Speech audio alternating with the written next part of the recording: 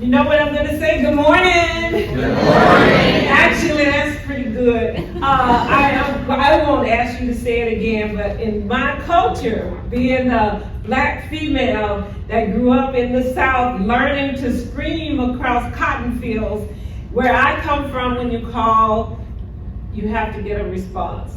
And so I want to try it one more time so I can feel like I'm in those cotton fields of Arkansas. Good morning. Good morning. Thank you. I will ask you to do it twice. Also in my culture, we oftentimes ask people to repeat things, our audience to repeat things. And so today I'm all about feeling that we should celebrate what's right in the world.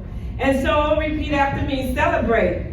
Celebrate. What's right. What's right in the world. In the world. And that's so important because there's so many things going on all around us outside of this building, down the street there from where many of us live, and when you can see outside your windows. And I think that sometimes we have to get focused and think back on what's really right in the world.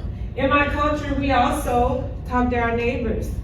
And so I'm just curious about the audience here. I want to do a survey. I know you all do that every now and then in your job, so I'm just kind of curious about a survey here. How many of you love the outdoors? Raise your hands if you love the outdoors. I see most hands are raised.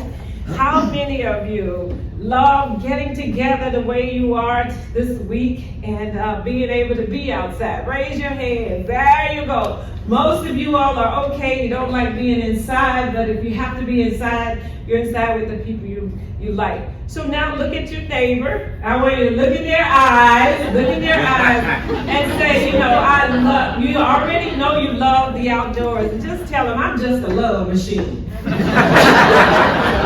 just a love machine. That's right. Tell them I'm just a love machine. So as you can tell, this is the kind of morning we're going to have. And what I want to do is, I've been called many things, some of which I can repeat as if you would gather, having served as the chief of staff, as a regional director, as a head of fisheries in this country, and as a biologist in many different states in the nation. I've been called many things, but what I'm most proud of is the celebration queen. And so now it is my honor to ask you to celebrate Brian Brown and his wonderful team for what they've done already this week to make your state really, really something that you'll remember. So let's give them a round of applause.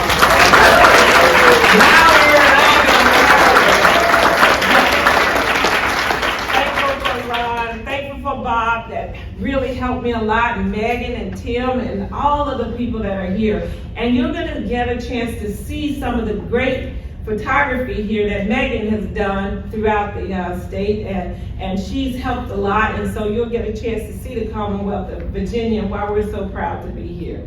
Again, my pleasure to be here. I thank you for this opportunity. When people think of conservation, are we the first people that come to mind? By we, I mean you, the communicators that I see out there in the audience, the editors, the PR people, the marketers, the storytellers. But by we, I mean a black female. By we, I mean every individual here with your burning compassion and passion, because you told me you were love machines, all about being excited about wild places, wild things, and wild ideas. None of us would have fit into the neat boxes that were really reserved for us in terms of what the public really saw when they thought about conservationists. I know this might come as a shock to you, but I'm not a fan of a box. Not a fan of a box. And so today I want to talk to you a little bit about making the outdoors better, taking our theme for this conference in consideration. And one of the things I love to do, and I have the privilege of serving as a board member of the National Wildlife Federation, at every meeting that we have, we start with these agreements here. These are our communication agreements. Assuming good intentions, hopefully you will stay engaged, and I promise you Tim's giving me 30 minutes and I'll make sure that I stay within those. Why am I talking? Why aren't I talking? And now I mean talking to yourselves, not to your neighbors. Recognizing the contributions and challenges of people from all different identities. Respect and accept discomfort, because I'll give you a little bit of that too. Also embracing non-closure and commit to the work that we need to do to get closure. Because we're not always able to do that. Know your intent and own your intent. And then there's the empathy we all should have. And I'm so grateful that some of you are taking photos of this, because if I say nothing else that you can take home with you, this is one slide that I really believe has really changed many of our way of thinking when it comes to making the outdoors better together.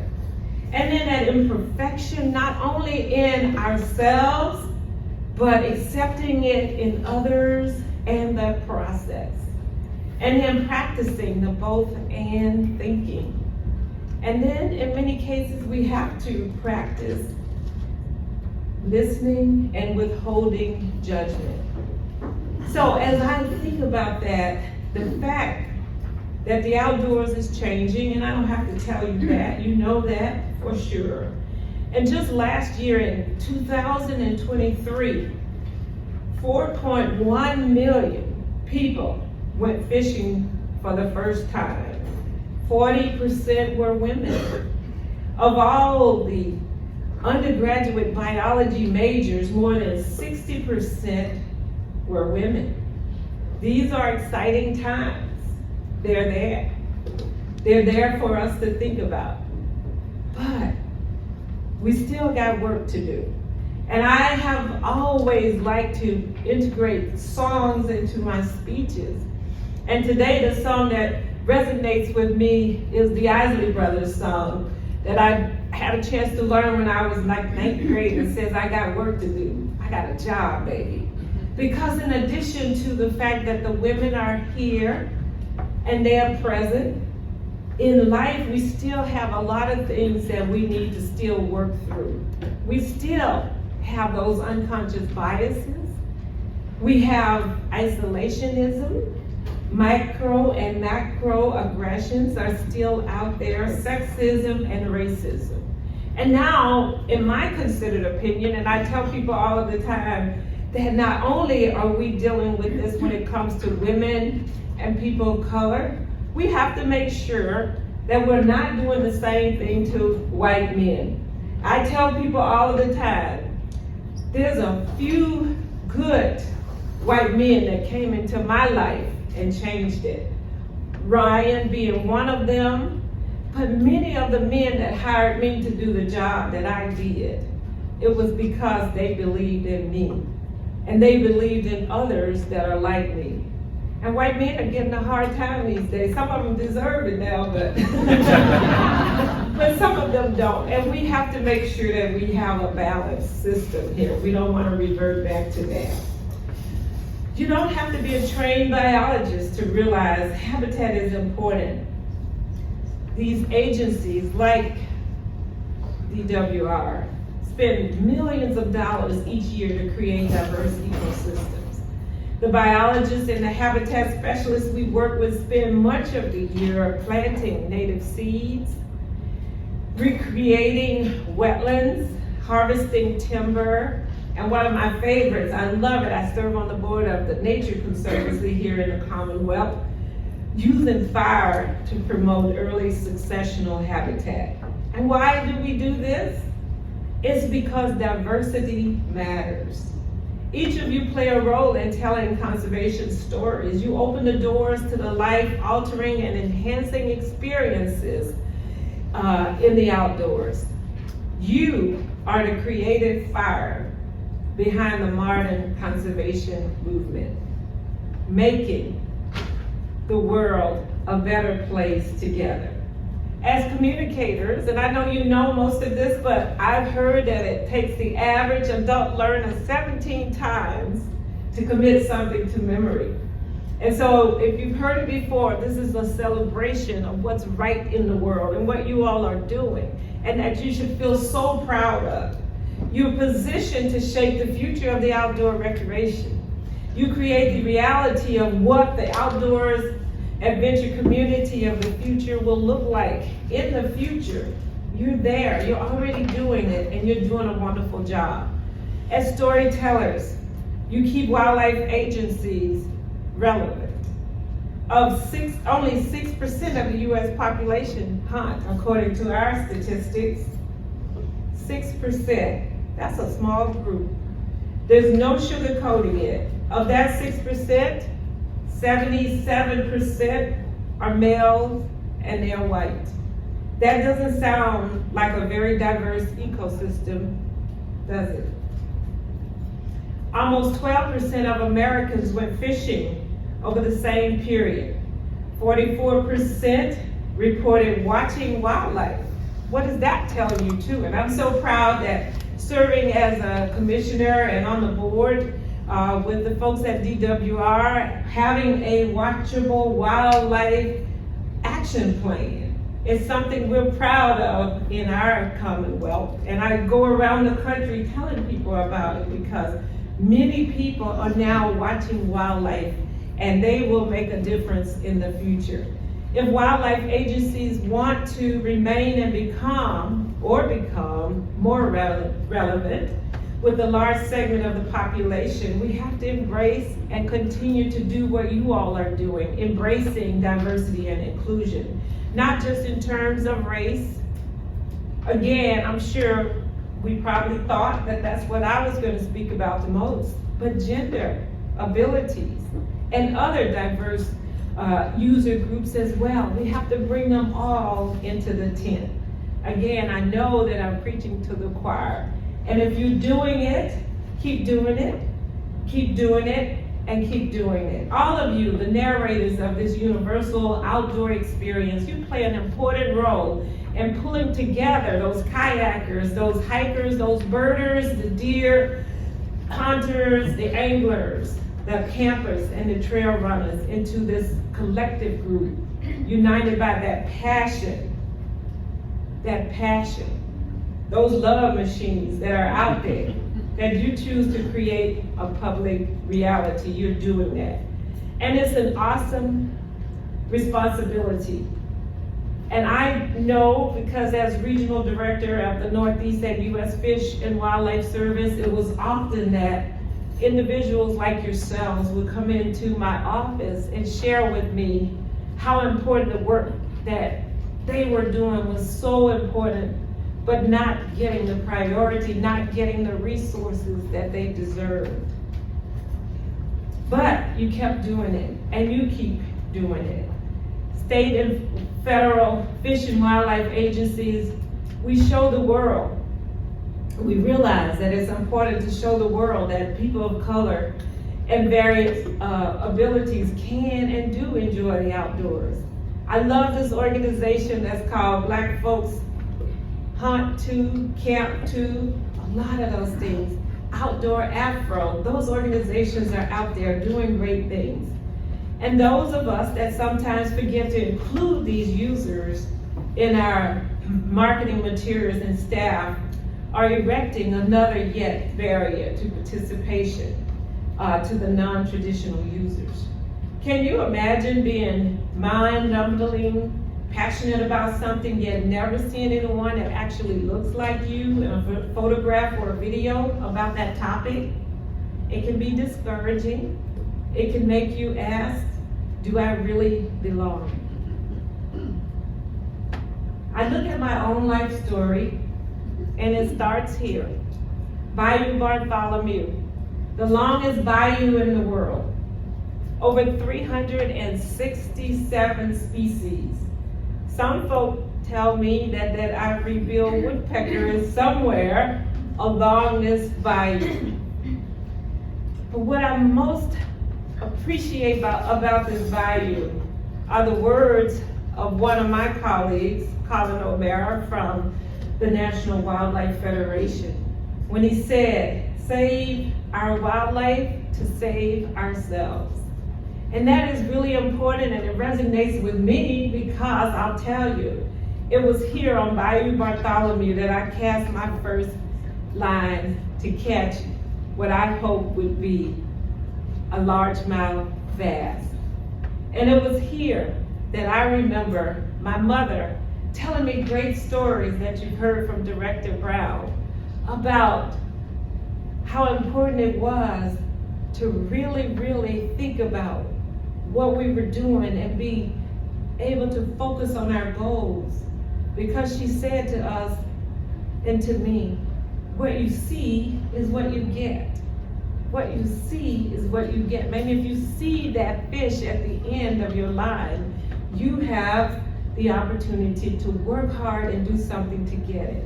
So as we think about working better together to make the outdoors what it is, we have to really visualize success, as Dr. Covey would say. Saving ourselves also meant that in the 9th grade, a large percentage of the girls in my 9th grade class were pregnant in the 9th grade. They are now great-grandmothers, believe it or not. And I tell people all the time, because I was outdoors, I was out there fishing. I was out there enjoying the outdoors when they didn't have a lot of other things to do in the community that I grew up in, small town, southern Arkansas, on the Louisiana border, Mississippi River. So I tell people all of the time, they had babies. Had I not been fishing, I would have been kissing. I would have been kissing. But it was here at Bayou Bartholomew that saved me. But also that 9th grade teacher introduced me to Marvin Gaye's song, "Mercy, Mercy Me." Things are not like they used to be. What happened to those blue skies? And then he said, radiation in the air. And then he said, fish full of mercury. And that's when I thought, what you talking about, Willis? Fish full of mercury. This song was written when I was in high school, and my biology teacher talked to us about the agricultural field runoffs, the construction, destruction, a lot about oil and gas drilling, mining operations, logging, all of these things he said to us, and he called us to action. And that's what you all do in your jobs, in your own way, with the opportunity to let people know in their own way how your agencies are doing a good job to protect lands from some of these resources, to allow others to go out there to enjoy them. And then it was time to go to college, and I wasn't sure what I wanted to study, but I knew I loved political science and civics and history, and I also loved to I love biology. And so it was time for me to declare my major as I stood in line. One person in front of me was studying political science. The person behind me was going to be a biology major. And I decided that by the time I got to the top of the line, I'd make my decision on what I wanted to do. Well, I chose biology. I have to be honest with you, it was because that 9th grade teacher, I had a crush on him. And I wanted to impress him. And so I wanted to go back home and say, he didn't know this, but I wanted to go back home and say I'm a biology major.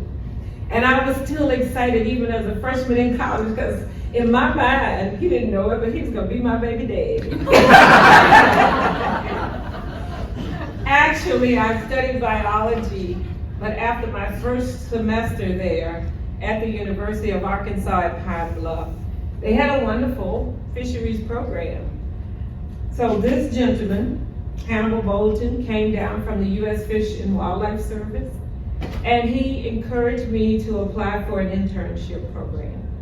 And just like many others, and many of you out there, fear overcame what I really wanted to do. And it was hard for me to say yes at first. I thought the job was gonna be in Arkansas, because he was like a sleazy used car salesperson, not like many of you all out here. And but he sold me on U.S. Fish and Wildlife Service. And in selling me on U.S. Fish and Wildlife Service, he said, you can do something that you really love and get paid to do it. And I know that as I ask you all the questions of how you can make the outdoors better together, most of the work that you're doing it because you enjoy it and you have that passion to do it. And so my career started, I said yes to him, and 21 of us interviewed and they chose 2 of us. I thought the job was in Arkansas, it was in Wisconsin. But my career in conservation started where I had the privilege of going to all of these locations to work at U.S. Fish and Wildlife Service, overcoming many of those fears of leaving what felt so comfortable to me to leave. And it was in some of these positions, including working in Missouri with many of the state conservation folks, working in Wisconsin, and learning to say oofda in Minnesota, that I had the privilege of really, really learning how important it was to have people like you all that are in the audience telling these stories and helping others to see what was important to many of us. Excellence, working better to make life better. But it was also knowing that we need people to feel comfortable when they're in the outdoors, creating some great first-time experiences and showcasing those and showing them.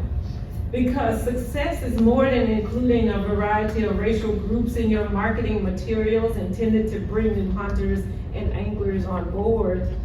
You, as thought leaders within your agencies and organizations, you serve as a catalyst for collaboration.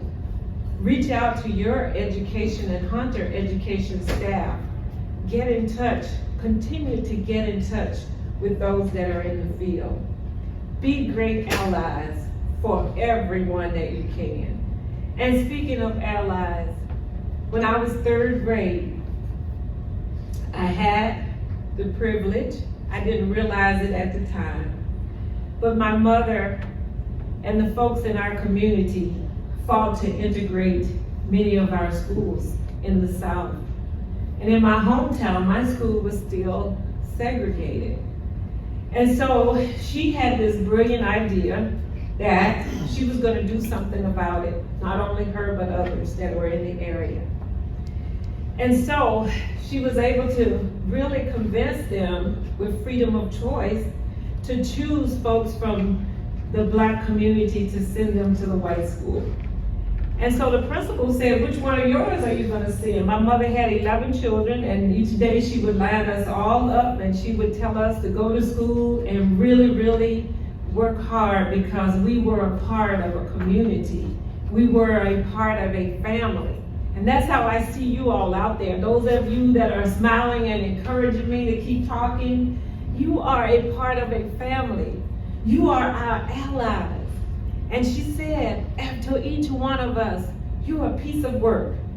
Look at your neighbor now and say, you're a piece of work. Tell your neighbor, you're a piece of work. Turn around and say, you're a piece of work. I heard that laughter. I heard that laughter out there. That could go either way, right? And you as communicators, you know that sometimes when you write things a certain way, they have different meanings to some, right? And that's exactly what happened in our family. When my mother was talking to my older brothers and sisters and telling them, you're a piece of work, you're a part of a community, the black and brown community, and that you are going to go and represent, you're a Parker Rollins. But she got to the twins and me and said, you're a piece of work. Go there and sit down and shut up, because you talk too much. But it was here that I also had to sit down and shut up, because I had to go to this school, and for many, many, many days, because our community was so divided, so much hatred on both sides, that we didn't talk to each other. And our children were told they shouldn't talk to each other.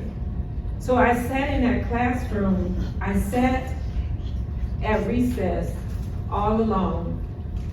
And I didn't know why my mother would even do that to me. And it was a very, very hard time as a third grader, very lonesome. And then one day, a little girl that looks like this one came up to me and she said, I'm gonna play with you because my mommy says I'm a leader. And she said, and tomorrow, I don't know why she said tomorrow and not today. She said, tomorrow at recess, I'm gonna go out and I'm going to play with you. And when I play with you, June's gonna play with you. And when June plays with you, Donna is gonna play with you. And when Donna plays with you, everybody will play with you. And that's what it is about making the outdoors better together. What a great example of that. Because she knew the right people to tell to get together to do that. And that's what you all are gonna do this week too. You're gonna find great examples of where you can continue to work together or work together.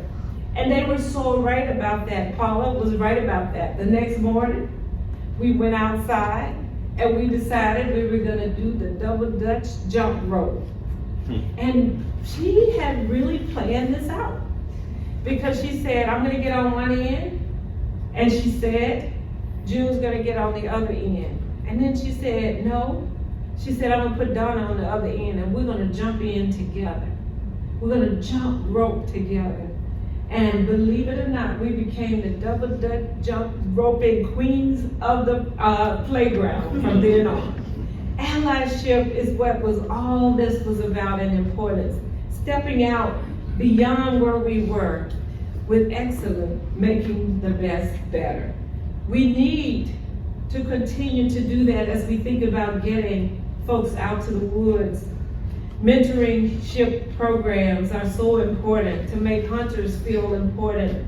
Hosting those community outreach events that I hear about and read about are so important. And when I see photos like this, I get excited because I know how important it was to make things better.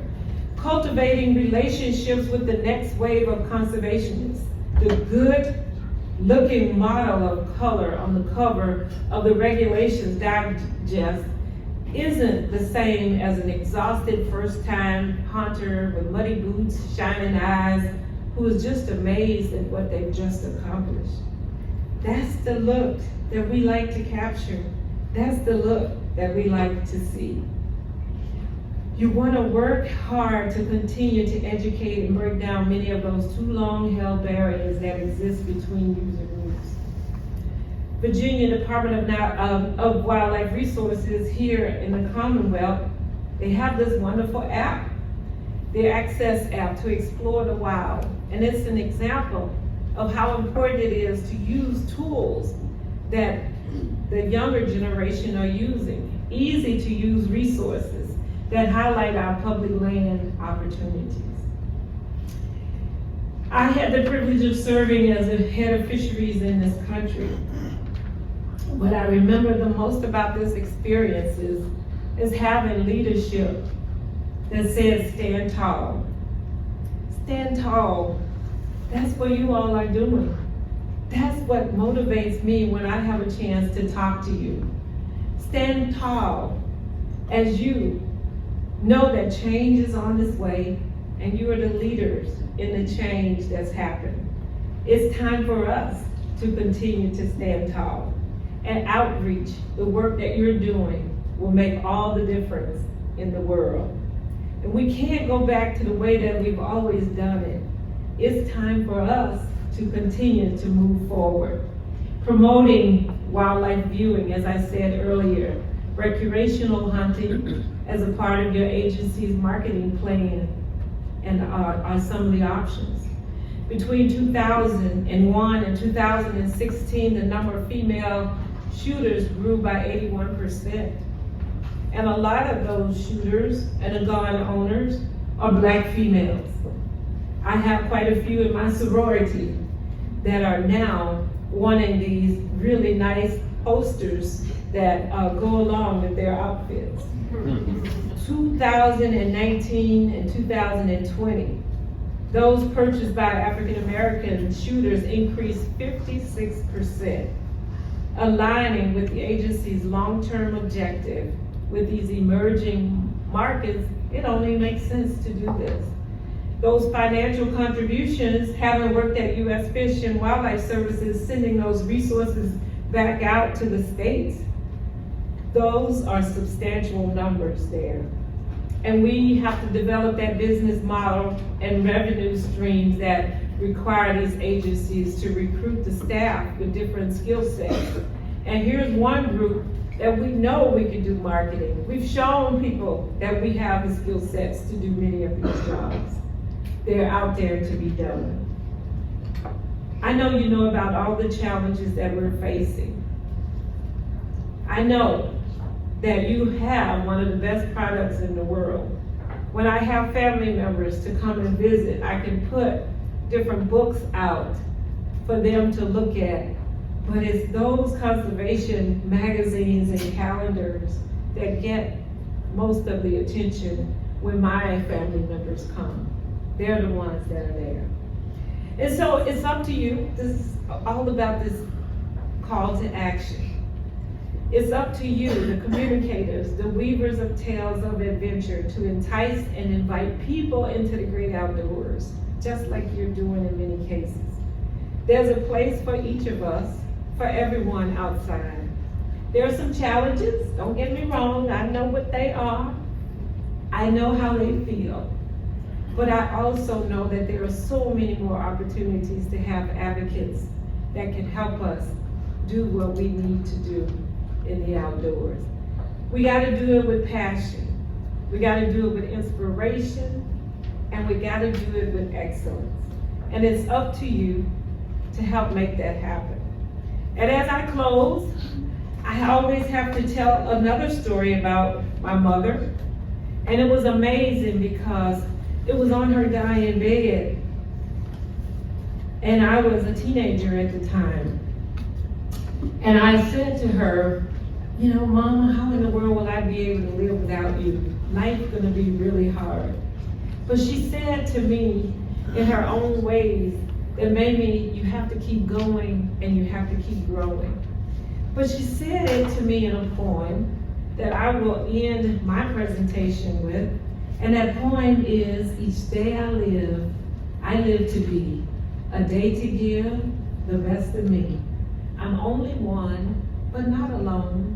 Our finest day is yet unknown. When it comes to what you're doing a wonderful job.